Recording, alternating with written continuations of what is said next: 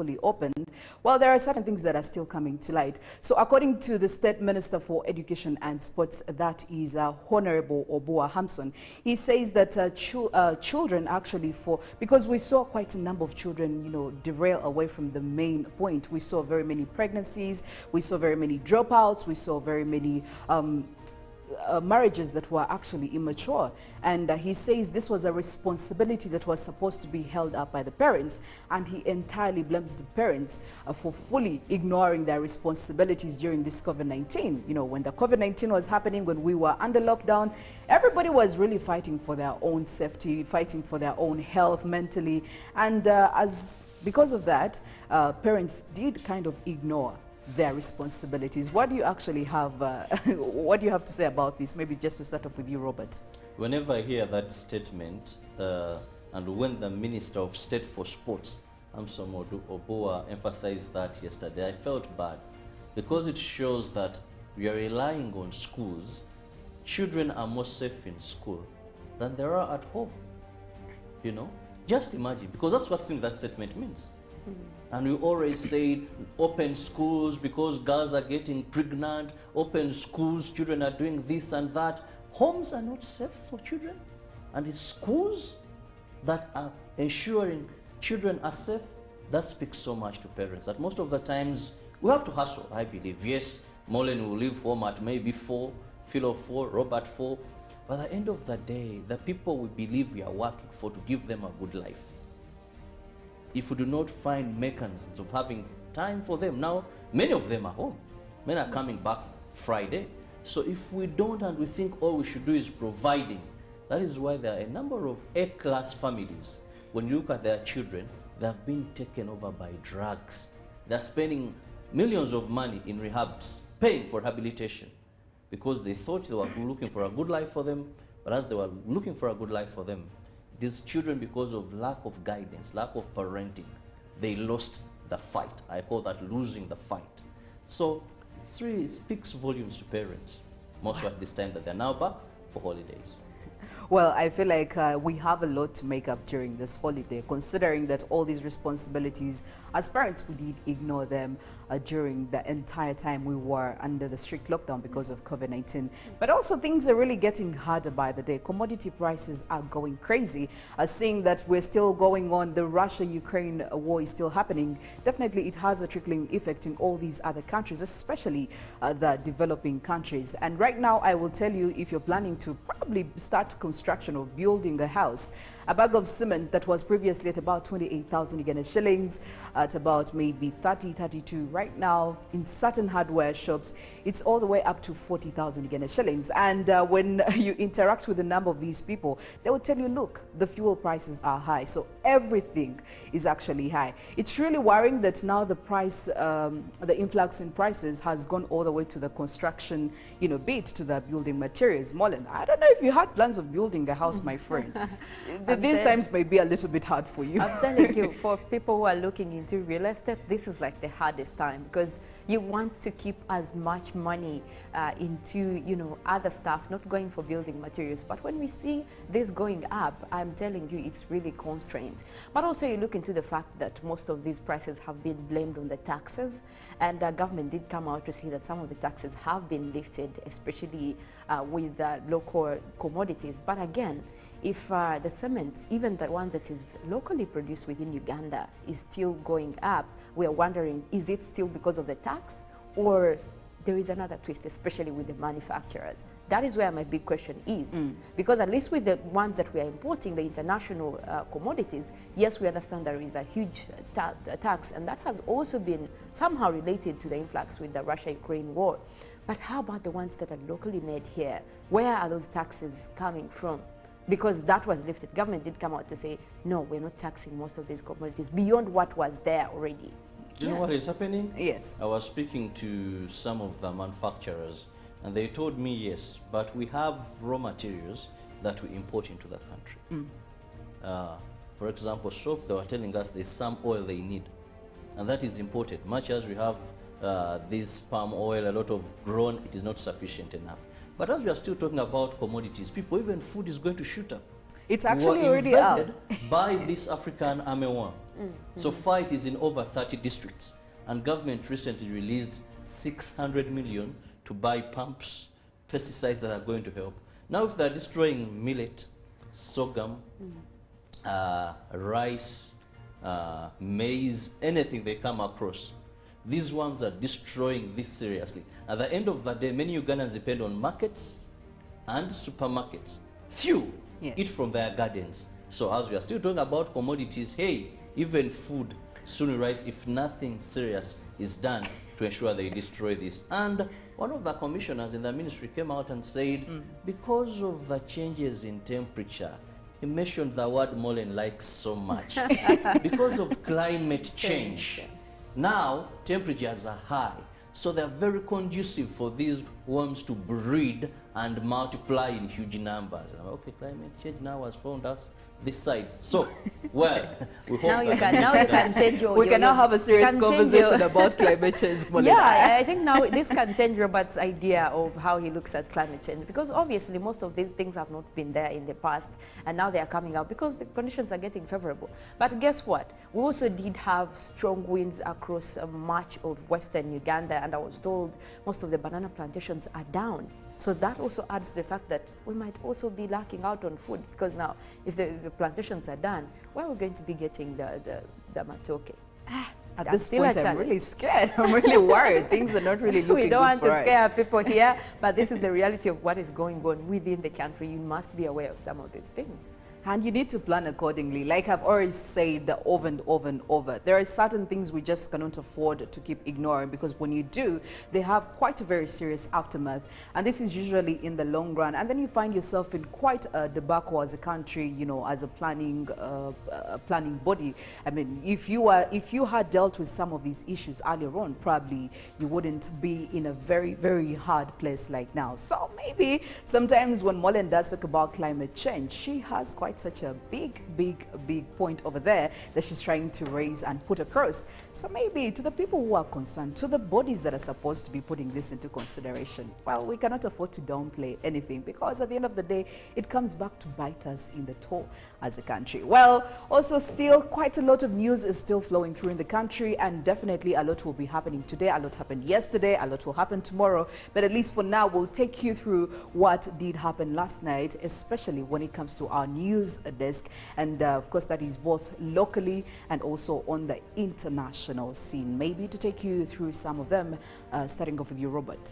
And we'll look at unity, where the three Muslim factions have agreed to come together as one and work together. They were briefing His Excellency Yoweri Kaguta Museveni yesterday on how far they have reached to forge forward unity. President Yoweri Kaguta Museveni said that the national resistance movement has since time immemorial preached unity among the people because it discovered that unity is strength.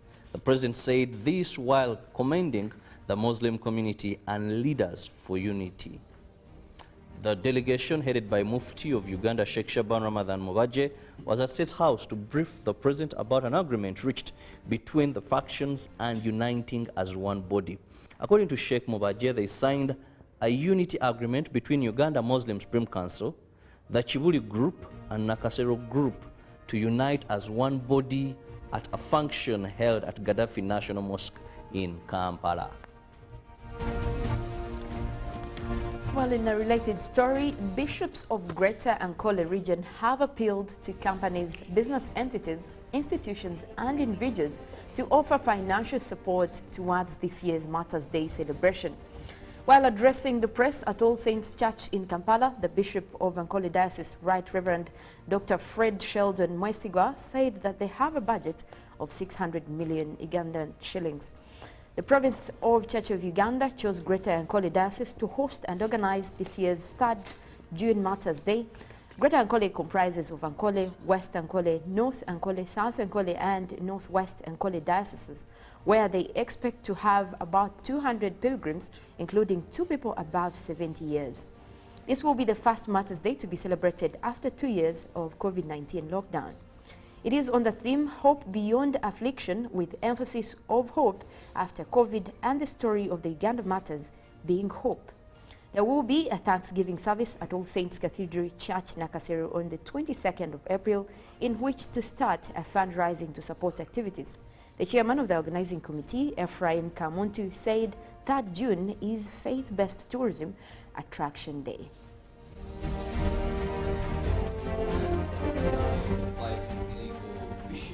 The Fisheries Protection Unit has destroyed fishing nets, hooks, among other illegal gears, which were recently impounded during the operation. The illegal fishing gear banned were from areas of Bugonga landing site, Entebbe municipality, after the army unit acquired a court order allowing them to ban the nets. Her Worship, Naume Sichoya, the Entebbe Grade 1 magistrate, presided over the banning of the illegal fishing gears. The Fisheries Protection Unit, commanded by Lieutenant Colonel Dick Kaija, requested court to order the banning of the illegal fishing gears which were impounded from different parts of the country. The culprits fled during the UPDF operation, leaving the items behind. However, Lieutenant Colonel Kaija adds that Uganda Road Court penalized one person with 4 million shillings. Meanwhile, the Fisheries Protection Unit commander suggests that more containers and more property belonging to Mubarak Buyinza and others are still in custody, pending a court order to dispose them off. Sarah Dungu Ibra, the chairperson of Bugonga Cell, lauded the gesture of eliminating illegal fishing gears on this site. Moving over to court on Mabirizi and Semakade's case. Now, city lawyer Hassan Male Mabirizi has labored, requesting court to be transferred from Luzira Maximum Prison to Kitaria, where he was committed by the High Court. Mabirizi, who was transferred from Kitaria Prison to Luzira Maximum Prison without his consent, claims persecution by prison authorities. The accused city lawyer Hassan Male Mabirizi, who is pending with charges of offensive communication for insulting the person of Justice Musa Sekana, has appeared at Buganda Road Magistrate Court. Before the magistrate Sanura Nambozo, Mabirizi informed court that he was not able to proceed with the case when his rights are being violated by prison authorities. Mabirizi informed court that he was transferred from Kitaria to Luzira government prison without his consent, claiming that his life is in danger. He asked court to transfer him back to Kitaria prison, where he was remanded by High Court. Now, the state attorney Joan Keiko objected. Mabirizi made an interim application urging court magistrate Nambozo to overrule prosecution prayers. Magistrate Namboze adjourned the matter to 14th April 2022 to deliver her ruling. Now, in another development, Magistrate Marion Mangine has set 27th April 2022 to resume the hearing of the case where lawyer Isaac Semakade is facing charges of offensive communication where he insulted the person of Justice Musa Sekana. And on to the international scene, UK's Boris Johnson offers apology after lockdown party's fine. Now, the Prime Minister Boris Johnson has said he paid a fine from police for attending a lockdown-breaching birthday party in his official residence, making him the first British leader to be sanctioned for breaking the law while in office. Let me say immediately that I've paid the fine and I once again offer a full apology, Johnson said in a TV address on Tuesday. The Chancellor of Exchequer, Rishi Sunak, will also be fined. Now, London's Metropolitan Police Force said earlier on Tuesday that it was issuing 30 more fixed penalty notices in relation to the Partygate scandal, which has seen dozens of politicians and officials investigated over allegations that the government flouted its own coronavirus pandemic restrictions and caused a wave of public anger. The Prime Minister has denied any wrongdoing, but he's alleged to have been at several of the dozen events in his 10 Downing Street office and other government buildings that are being investigated by the police. Johnson's government has been shaken by public anger over revelations that his staff held bring your own booze office parties, birthday celebrations and wine time Fridays in 2020 and 2021, while millions in the United Kingdom were barred from meeting with friends and family because of his government's COVID-19 restrictions. Thousands of people were fined between £60 and £10,000 by police for rule-breaking social gatherings. Moving on to the Russia-Ukraine war, well, Biden says Putin committing genocide. The U.S. President Joe Biden said for the first time that Moscow's invasion of Ukraine amounts to genocide, as President Vladimir Putin said Russia would rhythmically and calmly continue its operation and achieve its goals. Biden used the term genocide, a significant escalation of the president's rhetoric, in a speech at an ethanol plant in Iowa, and later stood by the description as he prepared to board Air Force One. Yes, I called it genocide because it has become clearer and clearer that Putin is just trying to wipe out the idea of being able to be Ukrainian, and the evidence is mounting, Biden told reporters on Tuesday. We will let the lawyers decide internationally whether or not it qualifies, but it sure seems that way to me. Biden has repeatedly called Putin a war criminal, but Tuesday was the first time he had accused Russia of genocide. Russia has repeatedly denied targeting civilians and has said Ukrainian and Western allegations of war crimes are made up to discredit Russian forces. Many of the towns Russia has retreated from in northern Ukraine were littered with the bodies of civilians killed in what Kyiv says was a campaign of murder, torture, and rape. The Kremlin says it launched a special military operation on Feb 24th to demilitarize and denazify Ukraine. Kyiv and its Western allies reject that as a false pretext. And back in Africa, a new variant of COVID-19 discovered in Botswana is believed to be a mutation of the Omicron variant first detected in Southern Africa late last year. The Botswana Ministry of Health and Wellness are watching a variant called Omicron BA.4 and BA.5, which has already been detected in 3 other countries and in 4 people in Botswana. All 4 cases are currently being followed up to gather more information on the potential impact on the spread and severity of the disease. So far, no conclusion has yet been made as to whether the sublineage is more lethal and more transmissible than the known Omicron variant, said Christopher Nyanga, the Secretary General of the Ministry of Health. However, he said that the patients are fully vaccinated and have only been showing mild symptoms. Investigations were underway to determine whether existing COVID-19 vaccines are effective against the new variant. But authorities are urging the public not to panic and instead to be vigilant and take a vaccination or booster shot if eligible. The public is further encouraged to get vaccinated and get booster shots if possible. This is important because if new variants of COVID-19 emerge and trigger a new wave of infections, which will be the 5th wave, the impact could be more severe for unvaccinated people. This was according to Nyanga. In weather and climate news, floods in South Africa, death toll climbs to 59 in KwaZulu-Natal province.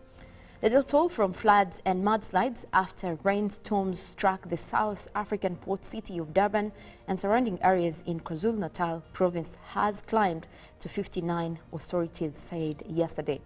The country's meteorologists forecasted more disruptive rains on the way for Tuesday night, but expected the rainy system to have weakened considerably on Wednesday. Now, many people lost their lives in eThekwini, that is Durban Metro, alone reporting 45, while in Ilembe district more than 14 have tragically lost their lives, in the provincial government statement said yesterday.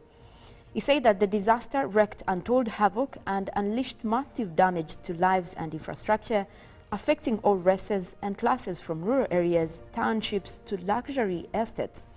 This is a tragic toll of the force of nature, and this situation calls for an effective response by government, said President Cyril Ramaphosa, who is to visit Durban today.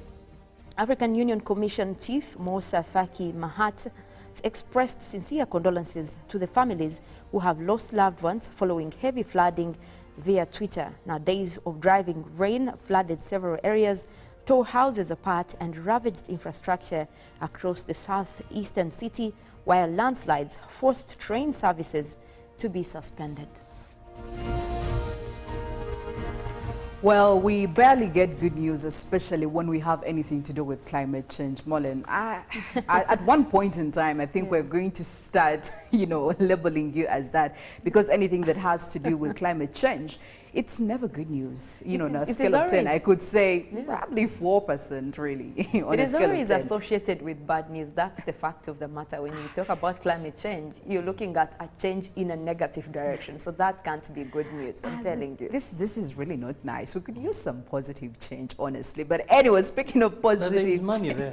The day they tell us that we have released this amount of money for carbon trade, where we, the poor countries that are not having too much emissions, are paid for the trees to grow plants, then I believe that will be good money. And I don't know why at the various COPs, this, that is not prioritized. Yeah, but you see, when you talk about carbon trade, you talk about it like it is an easy thing, or there is a lot involved in carbon trade, which is why a lot of African countries cannot even afford doing that, because it has to also depend on how much you're contributing to the solutions of in terms of climate action. But how many are doing that? We saw Gabon benefiting from that because they have invested a lot in forests. But here, where even the Mabira, you have your cutting down and you expect to one day get a carbon fund. Promise us money. Where there is money, it can only be good news. It can only be good news if that money is put to use for what it is specifically directed at. Otherwise, even when we get that fund, I don't know, honestly. I don't know. For as long as it does what it's supposed to do. For something else. So. Anyway, like I said, somebody could use some good news this morning. Maybe before we get into the poll question, I'll let you, Robert, share the good news on this Wednesday. Honestly, maybe it could bring us some midweek happiness. Well, some of the plants we used to take that boosted our immune system due to climate change, day by day we can no longer have them. However, Hallelujah Reflexology went on a hunt, and they had those combined in these bottles. Hallelujah Tamarind. If today I told you to look for that tamarind tree, that is a Nkoge, I doubt how many people can be able to find one. Yet previously, they were all over the place. Climate change. But now, well, that is important to boost your immune system, and it's in this bottle at just 1,500. Talk about the Jinga, the sucrose, and all that. Still, they had to come by. But at just 1,500, you can get yourself this bottle, and I guarantee you sickness will not be anywhere close to you. This is not treatment. They're just boosters that boost your immune system to fight off diseases. I always say prevention is better than cure.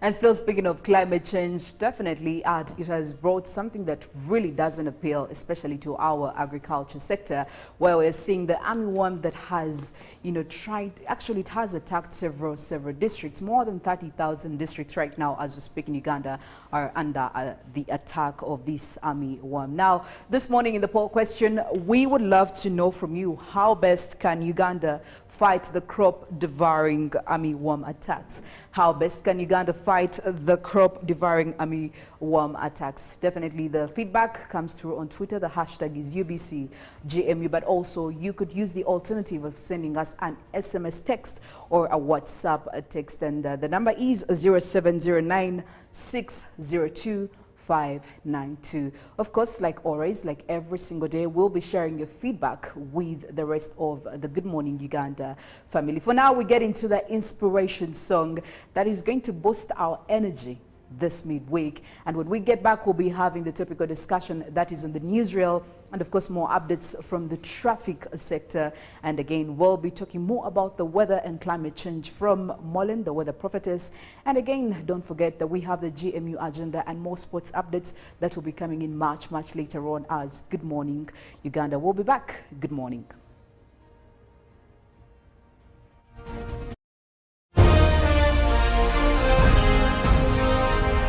Live from UBC Studios in Kampala. This is Good Morning Uganda.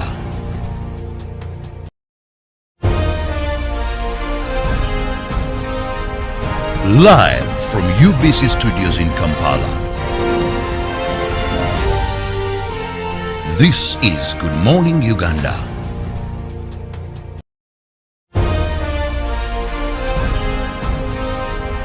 Live from UBC Studios in Kampala.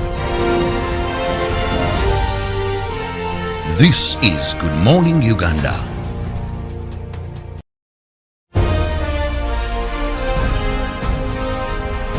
Live from UBC Studios in Kampala. This is Good Morning Uganda.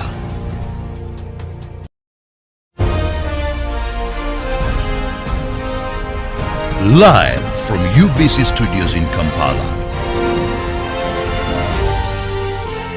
This is Good Morning Uganda.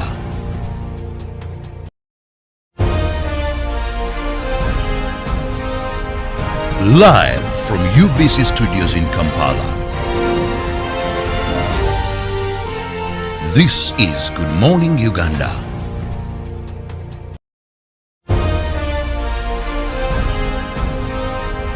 Live from UBC Studios in Kampala.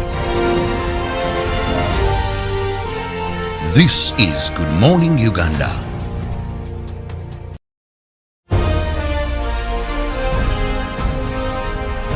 Live from UBC Studios in Kampala.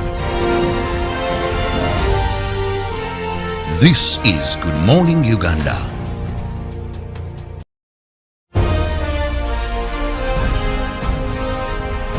Live from UBC Studios in Kampala. This is Good Morning Uganda.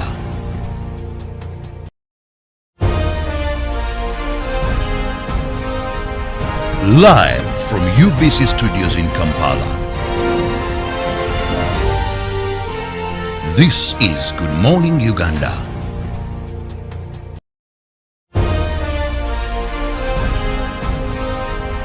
Live from UBC Studios in Kampala. This is Good Morning Uganda.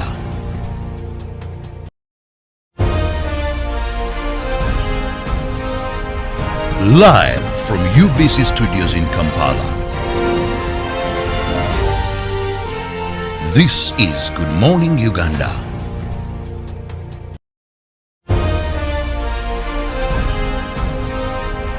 Live from UBC Studios in Kampala. This is Good Morning Uganda.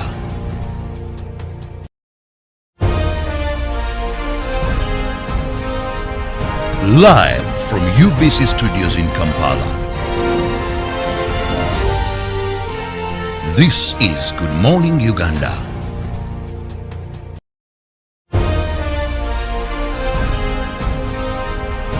Live from UBC Studios in Kampala. This is Good Morning Uganda.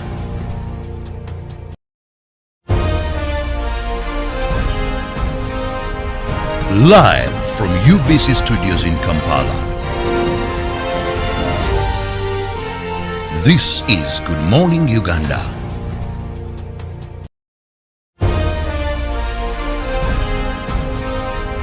Live from UBC Studios in Kampala. This is Good Morning Uganda.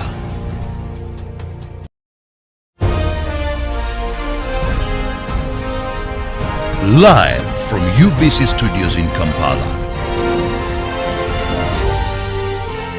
This is Good Morning Uganda.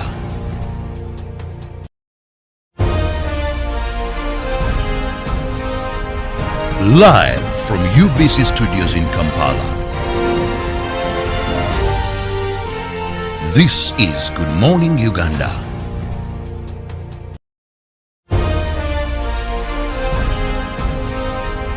Live from UBC Studios in Kampala. This is Good Morning Uganda.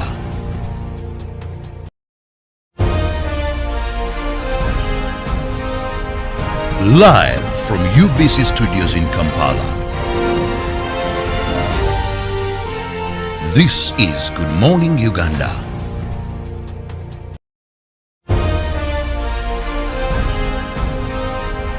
Live from UBC Studios in Kampala.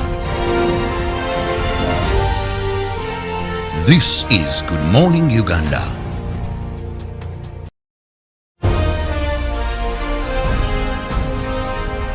Live from UBC Studios in Kampala. This is Good Morning Uganda.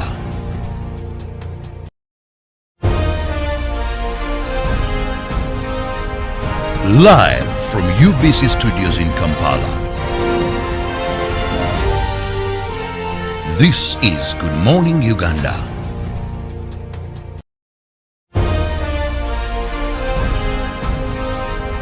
Live from UBC Studios in Kampala. This is Good Morning Uganda.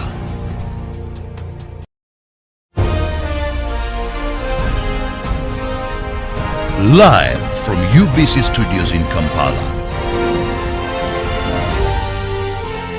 This is Good Morning Uganda.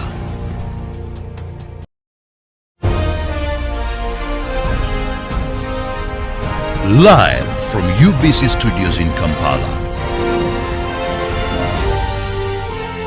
This is Good Morning Uganda.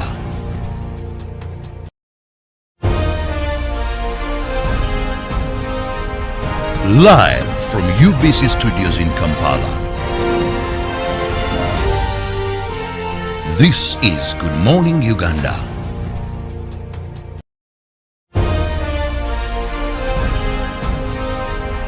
Live from UBC Studios in Shops around.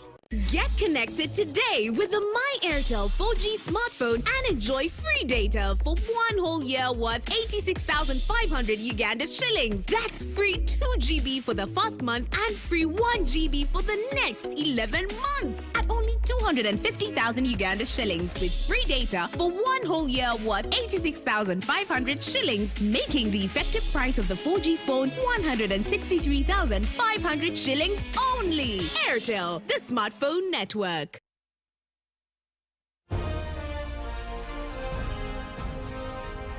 Live from UBC Studios in Kampala. This is Good Morning Uganda.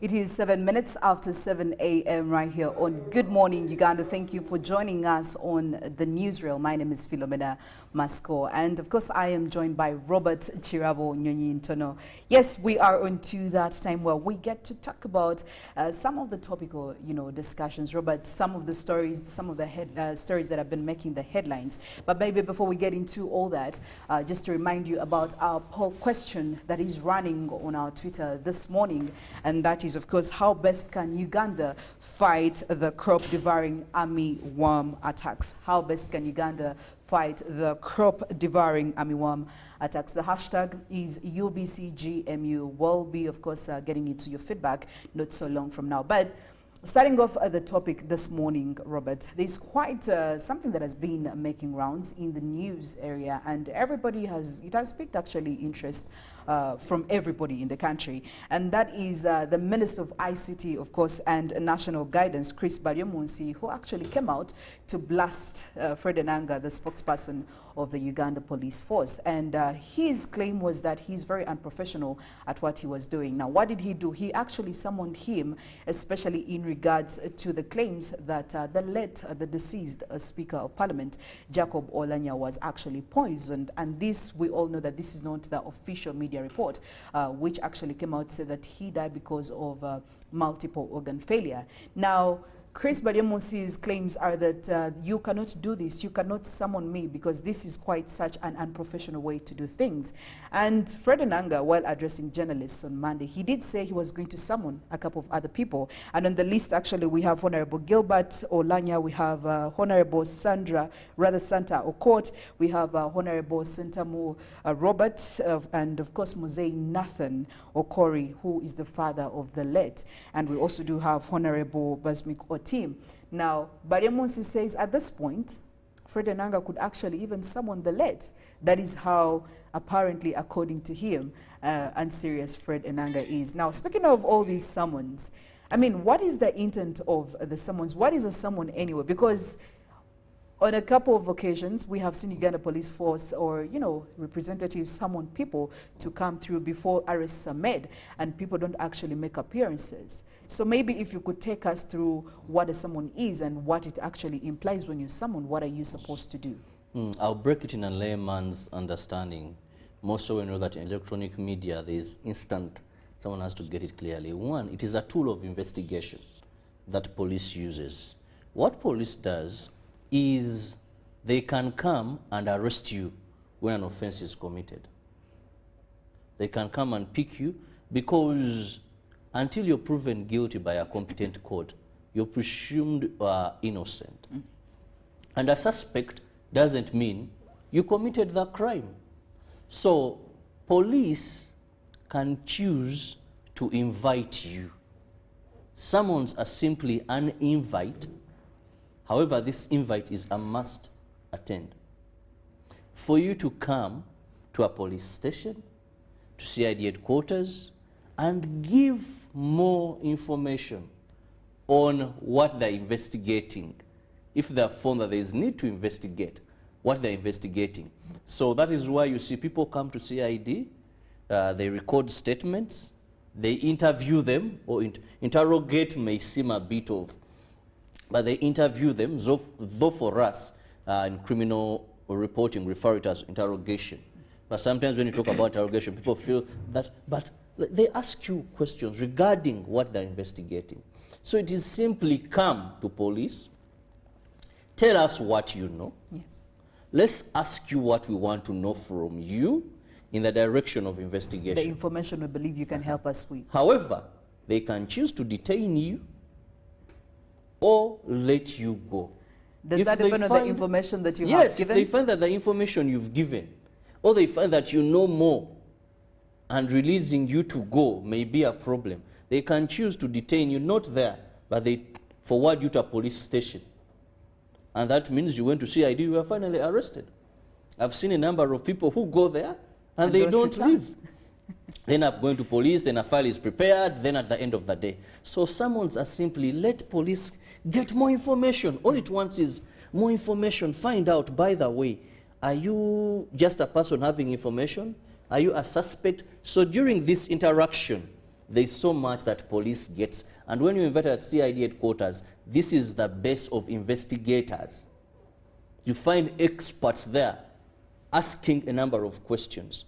For example, now the case that is at point, where many people, or some people, are claiming that the cause of death could be contrary to what was provided. They want to know, okay, if Robert, maybe when you're moving with this gentleman, he was your friend, he once said this, when did he tell you? Did he give you clues of who could have done that? Maybe did he give you any form of information? Because maybe this person could have told you on such and such a statement why I say I went and had a medical test, but I choose to keep it secret, and this is what I have. So basically, that is what happens, or that is what summons are. Yes. Yes. Now, from all these that we are seeing happening, I pick one thing, Robert, okay? There is an uncoordinated flow of information. And I think, in my opinion, I feel like this is what the spokesperson for Uganda Police, Fred Enanga, is trying to clarify, because he said that all accounts claiming that Olanya was actually poisoned to death are going to be called and put to test and make sure they prove their allegations, all right? Now, when Chris Badyamusi was speaking, he actually said he never made mention of anything of that sort. We had an official media report that came out to actually show that we had the Speaker of Parliament actually passed on because of multiple organ failure. And I mean, we are having all this information flowing in and out. We have different people saying that. Now, when it comes to the flow of information, why is it actually uncoordinated, especially in all these, we are seeing this amongst government officials. You wouldn't say that it's from, you know, the Ugandan citizens. Now, these are bodies, these are parastatals, these are organizations that, I mean, ministries, departments, and agencies that we believe should have a very coordinated flow of information, especially especially if it is very delicate information like this. So why is there this uncoordinated flow of communication? Why is it happening? First, I want to urge everybody watching us this morning. The Bible speaks about the tongue. For us as professional journalists, we have a saying that the power of the tongue can make, can destroy. And sometimes we even say the pen is mightier than the sword. That what you put to paper has a great impact, travels very fast. What you say has a great impact and travels very fast. Many times Ugandans, we are not very sensitive of what we say, what we write at some trying moments. So let's have that in mind. There could be just a sentence or 2 or 3 words, like Honorable Godfrey Chiwanda's, but these things have an impact. One, police spokesperson Fred Onanga, I don't want to take him as Enanga, because I want to believe he speaks for the police force, Yes. which he does. And they first, I want to believe, they first sit and say, this is relevant information. This is relevant information. So if it's said by the police spokesperson that we must do this, that is okay. But we must also understand that certain things are legally right, but they could be morally wrong. You get it? Yes. For me, what I see here is just a conflict between what could be legally right and what is morally right. For example, when we elected a speaker, when he had not yet buried the late, legally it was right. But it This is what our actually left a very bad constitution taste in people's mouths, but Yes. it was constitutionally right. Morally, it was wrong. At such a time, maybe someone's, I want to use the word, maybe someone's, are morally wrong at such a timing. Wrong. And you know, he is actually Maybe. saying he's going to summon the father of the Maybe. deceased. Legally. Because it's one of investigation. And of course, you must handle this thing very critically. Because it has an impact. For us, we have a saying that if you don't say this, do you die? You don't, then leave it. In journalism, if anything is going to jeopardize national security, as a professional journalist, you leave it. You must be mindful. So whatever is happening at such a time, I want to believe that all concerned parties must be very mindful. And police as an institution must be. All authorities in government must be, to understand that, well, there is a great impact of how we handle this situation. This is a timing that has to be held with very, very soft gloves. You might be mindful. How are you going to tell a person? That is why, to some level, I agree with Honorable Chris Bariomosi, that figure it out. When was the burial? Then the next day. I don't think, I have a feeling this may not have been a well thought move at such a time. Because we're still in such a fragile moment, there are people still mourning. The father is actually going to be one of the people who actually Fred Onanga says he's going to summon. And I think that was quite the point of anger. That's one person Chris. used the Yes. word excitement. There are things that, you know, and I always even see this sometimes during campaigns. Police, the good work they do, I want to commend them. But sometimes they are not mindful of the situations. You have a candidate, tomorrow there is elections, where you could just maybe even pick people at night. You choose in the morning. Yes. You tear gas the supporters of the other party. You bring all artillery. Sympathy vote politically is a realistic thing. Then you think you're playing now, which candidate are you campaigning for in such a way? So there is that political alertness, security alertness. Sometimes it's lacking. Yes. Now, speaking of this whole, debacle, what's happening and all this poison talk, I mean, this is not the very first time, Robert, we're hearing of comments like this, statements like this. And I mean, the fact, the time when we lost General Lokech, of course, there was a bit of poison talk. When we lost Serena Nebanda, there was also poison talk. But I'm just wondering, in this country, are we actually saying somebody else cannot die of other causes, really? Especially if it's a politician, why is it always the go-to move? Because I feel like this is wrong. This is wrong. It diverts us away from actually the main point. We did have an official report that came out. So what's happening? Why is it, or is this whole poison talk? You know, developing societies, this is expected. In traditional Africa, there was a saying that there is always a cause of death contrary to what is given. By then it was witchcraft. A person dies, a politician dies. Witchcraft, witchcraft. By then, because we were still at that level of developing from witchcraft. Now today, because of civilization and of course moral that is coming up, people have that problem. People have that problem that they want to associate, you know, because they still have that thinking. Witchcraft is now gone, erased from the minds of people. Now there is that thinking of poisoning. And the worst being that, you know, there are some people that are looking for political mileage in every situation. I've seen politicians jumping onto this.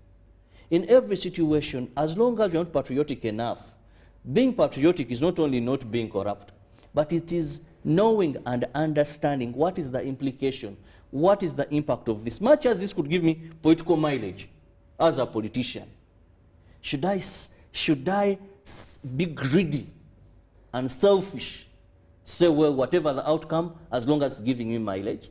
So when you have official reports, and the other issue why some of these things come up that way, because health things are private, Philo. Yes. Philo, I could be suffering from some disease, maybe I have cancer, and I keep it to myself. It's private. So I have cancer for a number of years, I'm on medication, it is a secret. It is only maybe when cancer has reached stage 4, it is too late, that the public gets to know about it. Then one would say, but can cancer kill in 3 years, in 2 years? But this person has been sick. So because health things are a bit secretive, you're not going to tell everybody about your health because it has an impact. Maybe your employer will say this one is now going to die very soon. This one's going to, you know. So that is why even when you're a couple and you go for HIV test, they don't just come out. Where is Mrs. Kirabo? Here are your results as a family. Health, there is that oath. Because it has an impact on someone's life. So people just wake up to shock. And because it is shocking them, they didn't know about it. Then the other issue now, it is not witchcraft. Now it is poisoning. It's just a thinking. Because in all of this, no evidence has been produced to show it is poisoning. There's always scientific reports. And I want to urge the public, what does science say? What do the experts say? Philo, I've seen people who may think, I could have taken maybe some. But when you go to check, they don't know, it's just food. Sometimes someone say, I have malaria. When it's I actually have like typhoid. food poisoning. Yes, I have this. If he has been reckless, maybe I contracted HIV/AIDS. What does science say? We should always stand on science. If science is very clear and says these are the medical investigations and this is what has come up, we should move away from that mindset that our parents manage now to overcome, that they no longer believe in witchcraft. Now as this generation, now we are moving to this. What has science done? Because experts carry out research and they give you a conclusive. These mere allegations, I've told you many times, I can think I have malaria. And I tell people, I think I have malaria, I may not come. When you go for checkup, they tell you it's just fatigue. There's nothing like malaria. I've seen even women who feel, I think I'm pregnant. When they go to check, they tell them, no, you're just having signs and this, but you're not pregnant. Yes. So you can't assume maybe I've eaten something. Yet at the end of the day, it's just a feeling. If there isn't scientific evidence to that, then let's not peddle such things. Wow. As we come probably to the end of the discussion, just to remind you what exactly is happening on our poll question this morning, and that is how best can Uganda fight the crop devouring armyworm attacks? How best can Uganda fight the crop devouring armyworm attacks? The hashtag is UBCGMU. Now, Robert, just to track up on this, are we actually handling this case very well, the right way? Because Personally, I believe that what the spokesperson did say, we need to bring all the people who are making these claims to a test to make sure that, you know, they, you know, clarify and give us the evidence they have, you know, to avoid all this talk, all this street talk, all this chit-chat talk. Don't you think that the police is actually doing what it's supposed to be doing? Or is there a problem? Maybe the timing, maybe, I mean, what do you think? First, there's a right procedure for summoning. The people who don't just summon in the media. Yes. Just like arrests. The people who don't just arrest far. There's procedure. If you're dealing with members of parliament, there's a clear stipulated procedure how you do it. If you're dealing with a minister, there's a procedure. If you're dealing with a rumpen, there's a procedure. That's why I'll commit an offense and they come maybe to a human resource, whatever they summon me, I go with my lawyers to CID. Yes. Whereas someone from Chisenyi, these other boys, they'll just arrest them. So police, in whatever you do, follow the right procedure. Follow the right procedure. That is very important. Because if we don't, then second, fellow Ugandans, if you love our country and you have information and you are serious and you want to be taken serious, the thing is, you go to police. You volunteer information. Yes. Person as Robert, I see nothing why people should make a mountain out of an anthill because you've been summoned to police. No, if police wants me and they summon me, you go, you're going to give information. You're going to give information. There is no, why are you resisting? Why this? They have called you to simply go and give information. Robert, do you have any clue? Do you have any information? Volunteer what you have to them. Tell them, yes, I had this, but I don't have evidence. Don't speak statements, you know, are distracting, are disturbing people and communities when you don't have evidence. Go and say, I'm willing, even if I've not been summoned by police, but if I had my evidence, I would simply move to CID and say, hey, but this is the evidence. This is what I have on phone. Yes. Maybe this is a medical report. Then this. And it gives credibility to the information Yes. that you're Otherwise, giving out. then you're not doing this out of love. Let's respect the dead. Don't seek political capital. Be honest to yourself. Be patriotic. Love this country. There is nothing here that warrants making news. And to police, a wise man once said, you should do the right thing at the right time, in the right place. May those be values that you follow. Do the right thing at the right time and in the right place. And I mean, this doesn't even cover for only the police, everybody. And if you feel you have the information that, you know, police could actually put to use, go give it to the police. Don't spread, you know, don't spread it in society, causing havoc and chaos.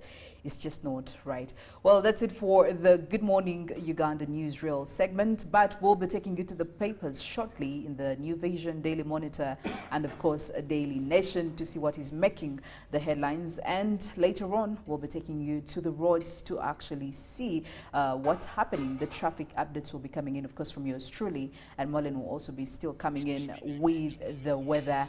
And also later on, we'll be having the GMU agenda, and of course, we'll be joined by Flavia Tumsime, who will be talking more about physical and mental wellness. It's very critical, it's very crucial, and it's very important that you don't downplay the role of this, especially in your everyday today lives. All this definitely on Good Morning Uganda. We are streaming live on YouTube as well. So yes, you don't have any reason, any excuse to miss out on all this amazing and tremendous information. We'll be back shortly. Good morning.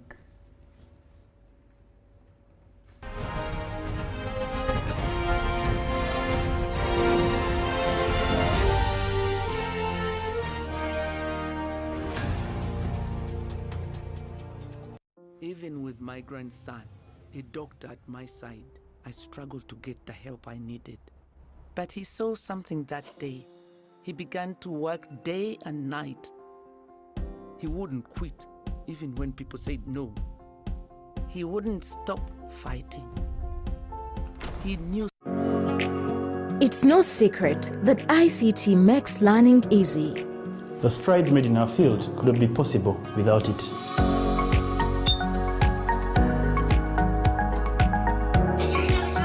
And now we can watch our favorite show.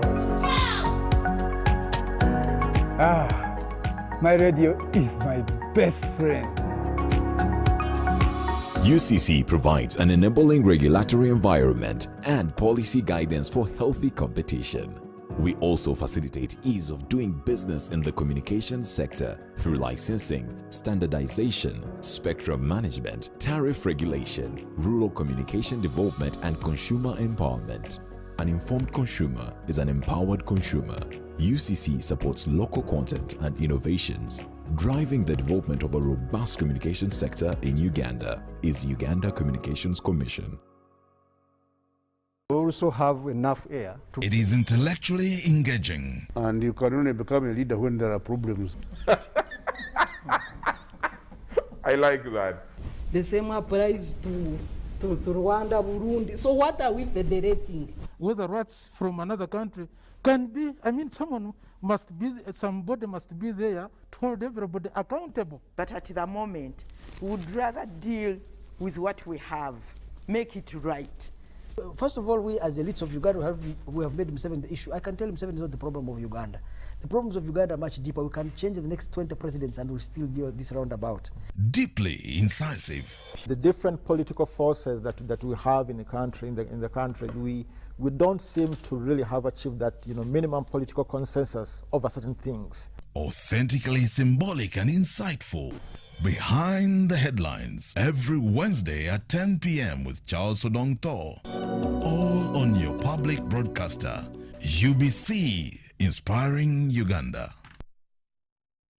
When you talk about our motherland Uganda, the Pearl of Africa, you cannot fail to smile because of the smile that fills the faces of the citizens. Our nice good weather and nature that sustains us all, that enables us all to continue each in their own way, because we are all different, even according to each individual's work. But what joins us to become one person is the sweetness from the flavored drink Alleluia Jingati drink and Alleluia Tamarind drink. The flavor that quenches your thirst while at the same time treating and healing your body because it is 100% natural. Enjoy the drink that has got the tamarind juice in it. Made by Alleluia Reflexology, Healthy Solutions and Nutritional Research Center Limited. Get yourself a bottle of Alleluia from all shops around.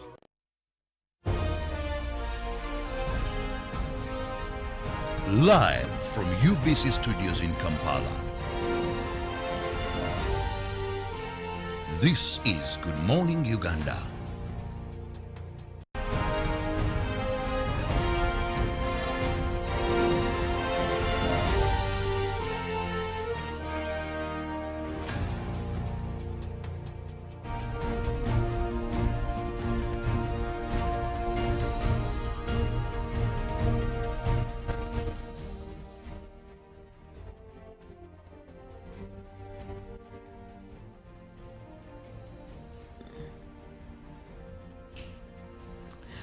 Well, in the papers this morning, in the news review, starting off with the Daily Monitor, what is making the big headline over there is actually Sejusa Kaihura to retire in July. And of course, that is the duo decorated but embattled officers are among the 76 senior commanders that the UPDF Commissions and Promotions Board has reportedly approved to leave with honor and hefty packages, and this will be happening mid this year. The pictures are over there, and still looking at the cost of living. As we know, the prices of commodities are really high, and building material prices, of course, shut a ceiling, and they show you quite a number of these.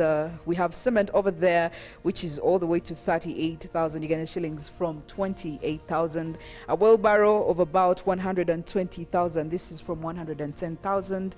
And we also have paint, 250,000. A tin of paint, of course, from 230,000. The iron sheets, it's, all crazy over there. And clan elders shield Musei Okori from poison probe. And still in more news, invasion by army worm spreads to 38 districts, and Uganda runs out of COVID patients. And also, if you love homes and having a very beautiful decor, well, building a weather-resistant home is actually part of today's Daily Monitor. And again, for those of you who have children who are yet to sit P7 this year, excel in PLE, a pullout is there for them to actually make some revision. Onto the second page page, it's still more news about Olanya poison, summons anger minister, and of course clan leaders. And Ann Alama's army worms spread to 38 districts in Uganda. We'll also take you through today's in history. Buganda tells Uganda to change name. Very, very interesting. So get yourself the Daily Monitor this morning to catch up on all these stories. Well, and in the New Vision for this morning, title records go missing at Entebbe Survey Office. Well, massive fraud exposed at the land registry. That's a big headline right there that is heading the New Vision for this morning. But also there is a big picture being shown right there. Drop everything and read. And that is where the U.S. ambassador to Uganda was joining pupils in Buloba Church of Uganda Primary School in an event termed Drop Everything and Read. And it's interesting right there how they were involved in the painting. Now, there is much more to that on page 11 of the New Vision for this morning. Now, food insecurity, as African armyworm now takes on 38 districts that are already affected. Now, that and more of that story is on page 6 of the New Vision for this morning. Government restores Chilembe mines, 6 new investors. Well, that's a good one right there as we look into Chilembe mines in Kasese after 40 years of halt. Now, there is much more to that story on page 3 of the New Vision.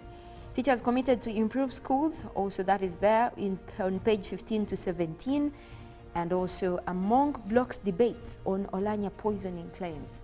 Now that seems to be a huge talk around the tables for this morning, but also the New Vision brings you full details of that story on page 8 of the New Vision. And over to page 2, agriculture cooperatives to get funding through USAID. Oh, that's good news right there, but also a praying for blessing for the Lent season. Right there they show you some of the people trying to make their prayers and also holding the palm trees. Well, today in history, on the April 13th of 2001, Binaisa returns from exile. Interesting right there. And moving on to the Daily Monitor Sports this morning, 4 more strikes could do for Vipers. And Uganda look to end Namibia tour on high.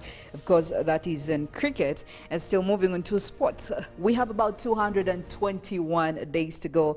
That is, of course, the FIFA World Cup Qatar that is going to be happening just a few months from now. And 2 qualifiers moved after Tunisia consider a boycott. That is still in the FIFA World Cup.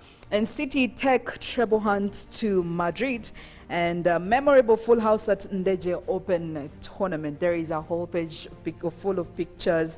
It's basically a pictorial page to show you the celebrations. And of course, quite interesting awards, trophies are being given out. So get all these in both the local and international sports, which are readily available for you in the Daily Monitor this morning. Well, and in the New Vision Sport for this morning, Dare to Dream.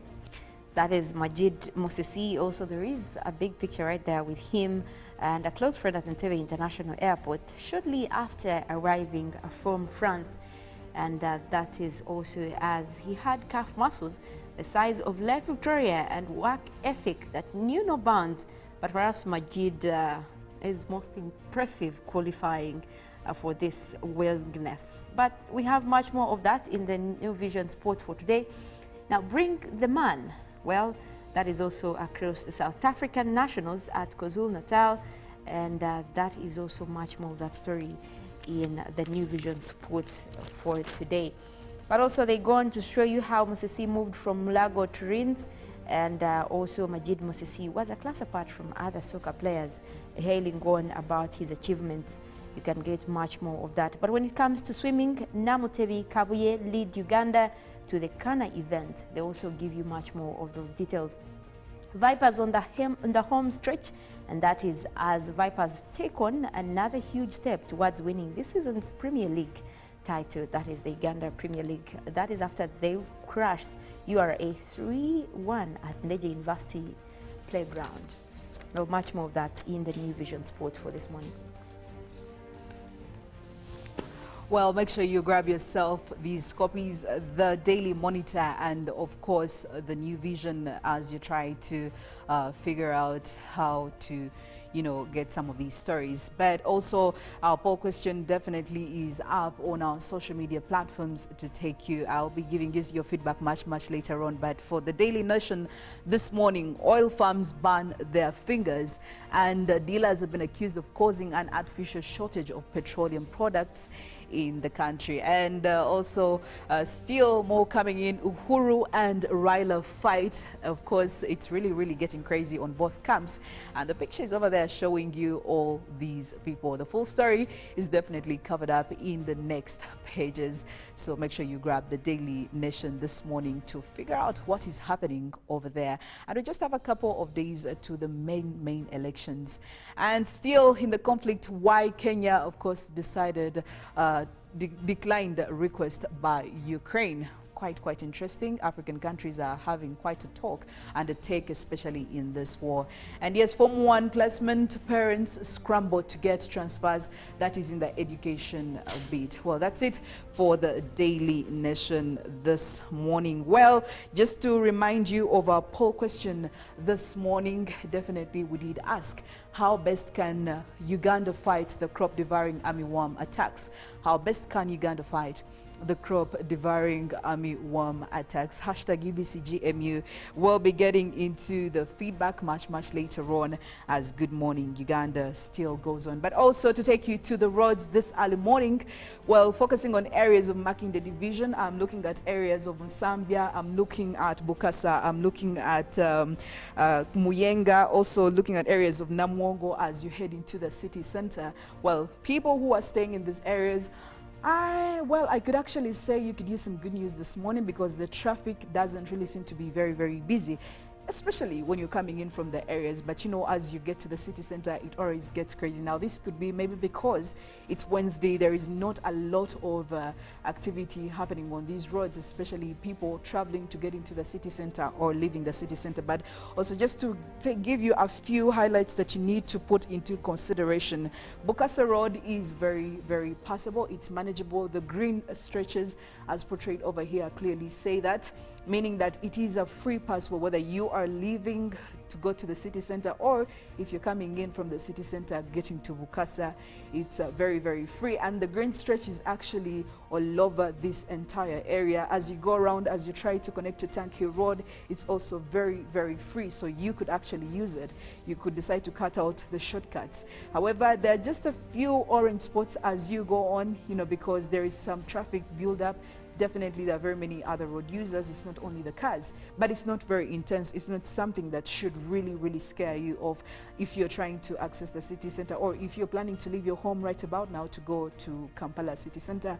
It shouldn't be a big problem. You should be able to navigate through all that. And of course, as you go on, you go all the way till Namwongo Road. Namwongo Road is actually very free as well. Apart from a few orange spots here, over here and here, it shouldn't be a very big problem. Again, it's also a very good route that you could use this morning. We also do have some other shortcuts over here. Barnabas Road, like I told you earlier on, Tank Hill Road, all these are very passable this morning, so it looks good. It looks good. However, as you get to Namwongo Chisugu Road over here, you need to be very wary, because there's quite some traffic build-up and the red spots are actually showing that. But all the way till the city center, it shouldn't be a big problem. Maybe when you get to the industrial area, where we have also the 6th Street, we have the 5th Street, the 3rd Street. It's usually very busy there because it's a shortcut, and we have cars that are trying to use this as a shortcut to avoid the major road. And also we have cars coming in from different areas using this specific area,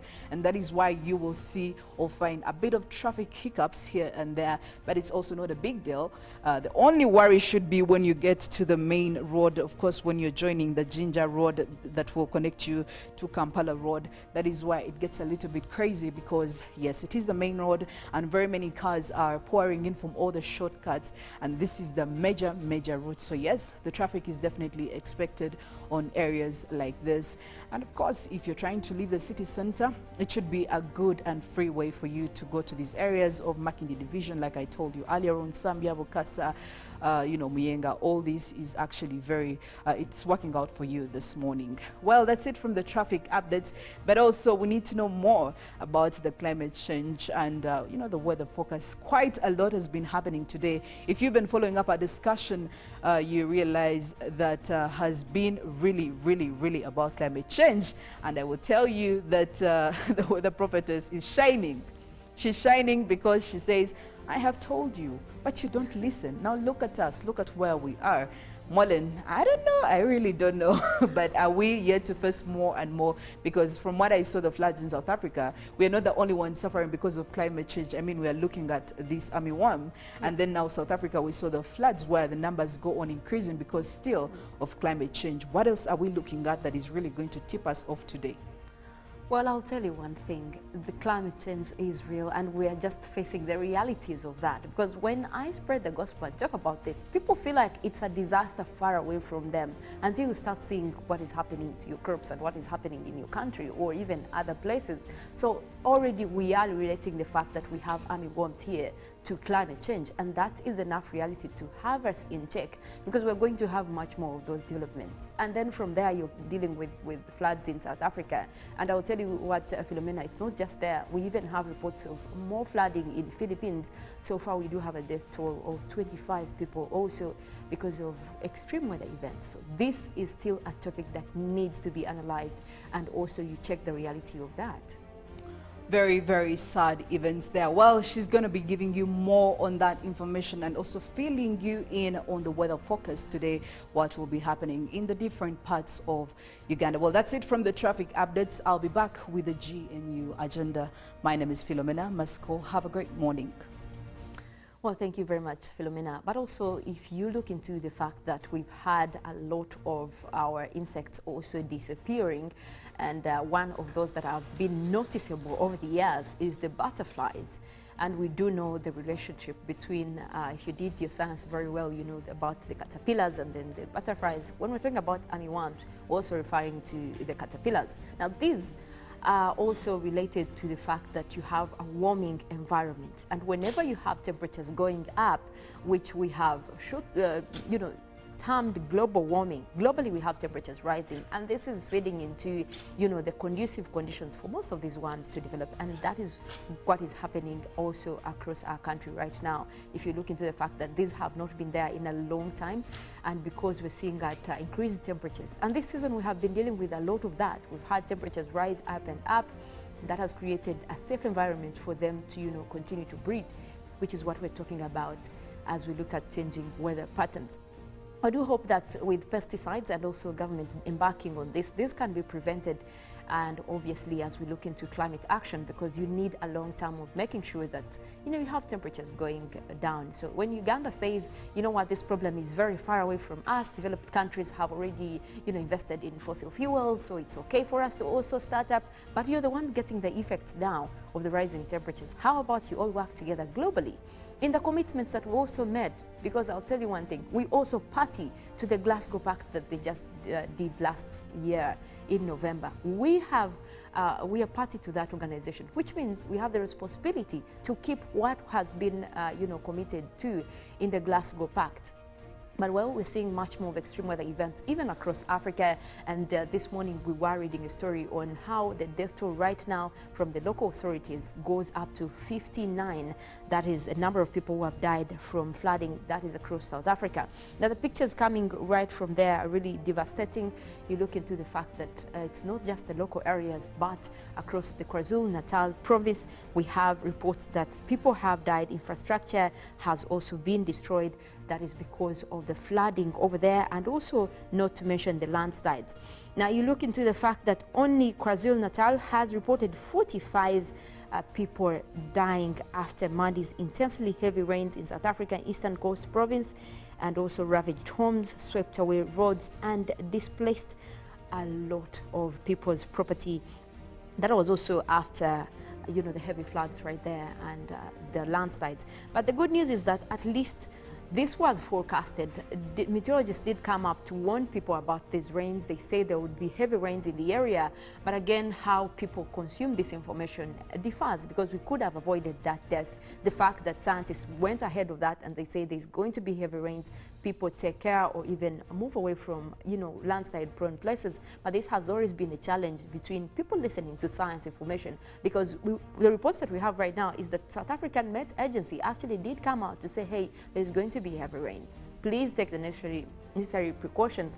But again, you have people who lag behind and relax and still go on the road, even when you tell them there's going to be less visibility. And that is how we got to a place where we're seeing much more of even the containers that were swept away, much of the buildings that were swept away because of these floodings. Now, some of those pictures coming through from KwaZulu-Natal and also most of the surrounding places that were affected by this flooding. Now, that's not only there. We also have reports of another flooding across Philippines. Now, Philippines has been dealing with a lot of extreme weather events this year alone. And so far, we have at least 25 people dying in landslides and floods after tropical storm Maggie hit Philippines.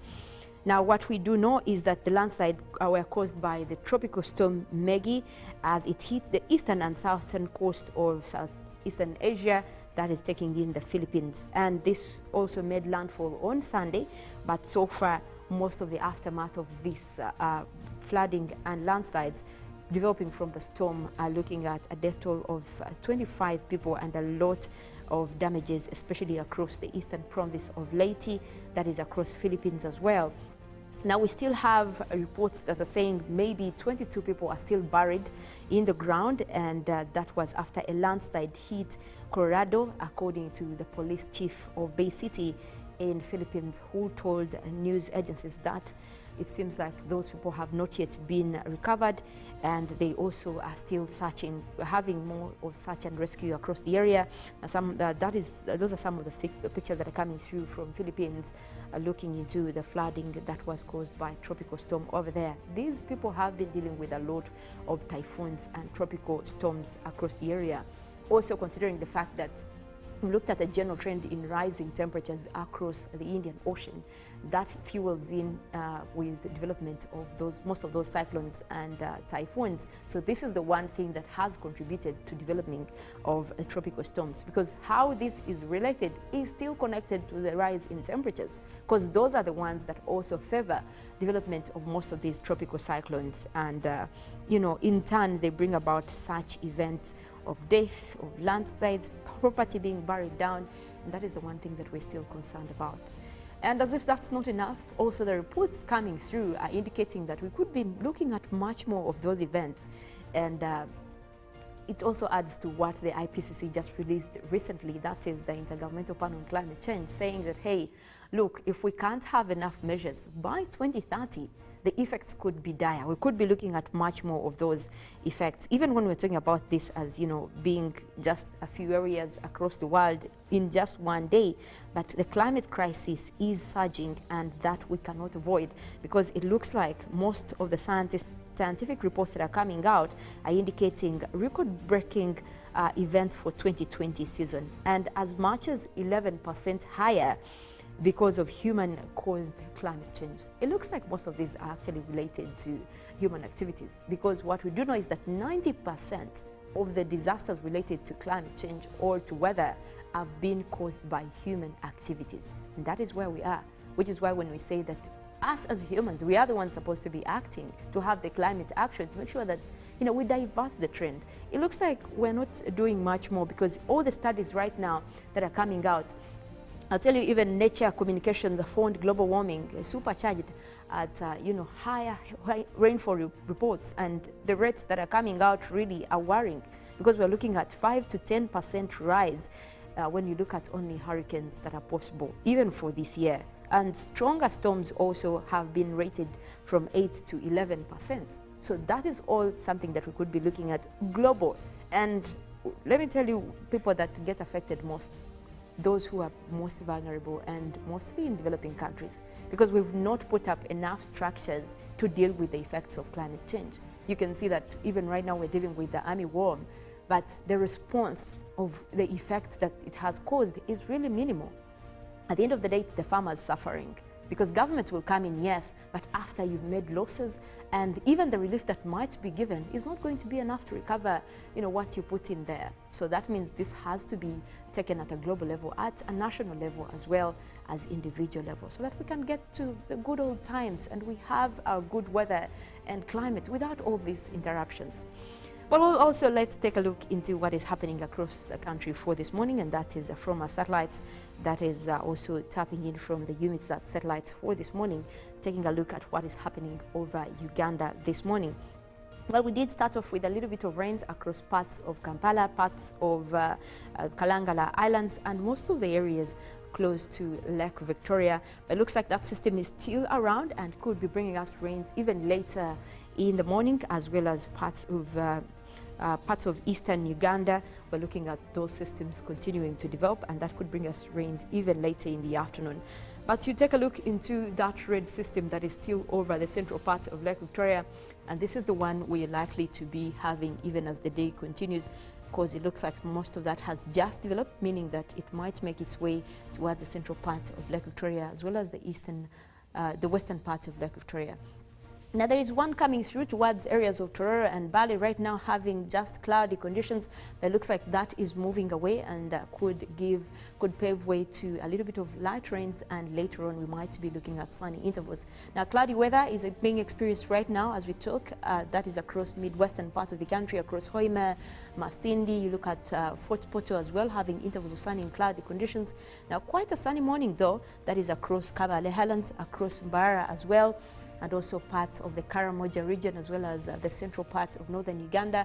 West Nile is having a little bit of cloudy weather. That is keeping temperatures a little bit down for that area. There has been quite, huge numbers when it comes to temperatures, but the clouds do help with keeping those temperatures a little bit down. We'll go ahead and take a look into your forecast that we have for this morning, and that is coming in from the Uganda National Meteorological Authority, and take a look into those numbers.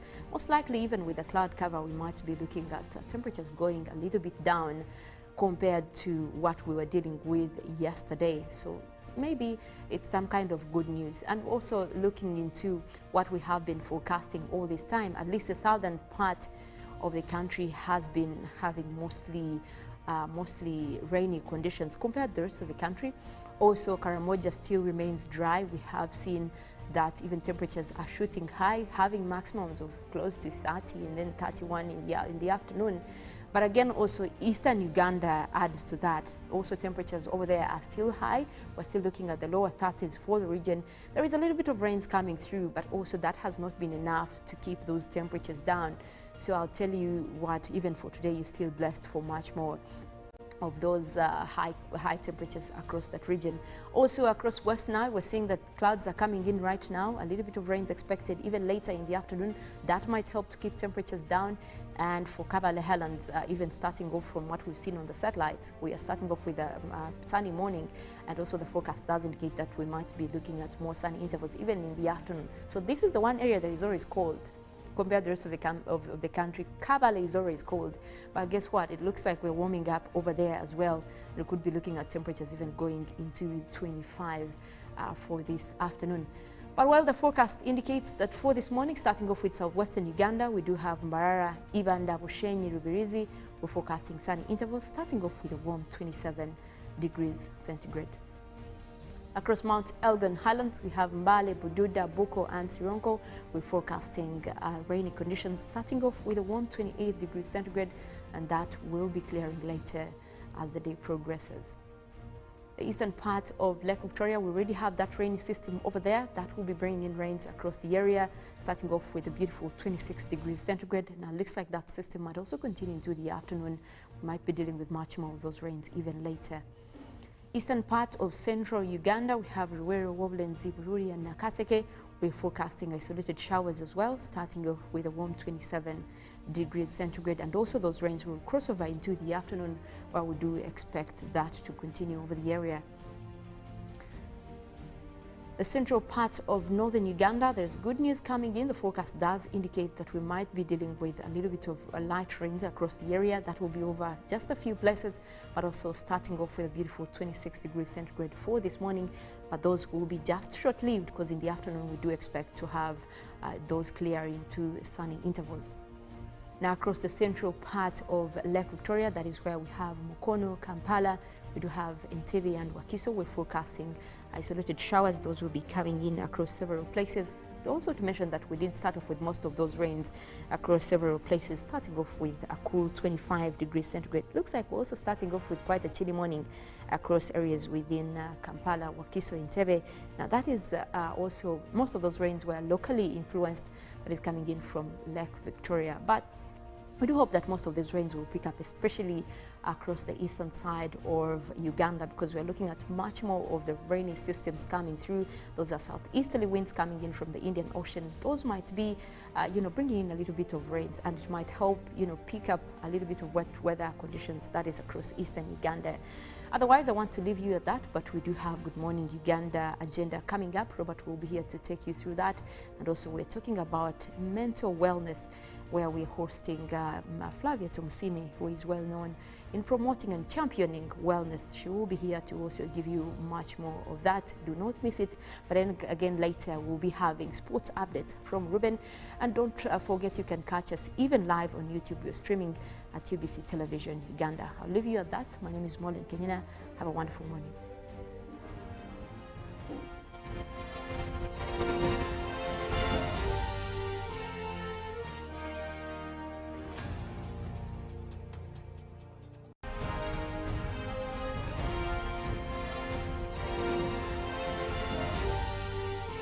This is Good Morning Uganda.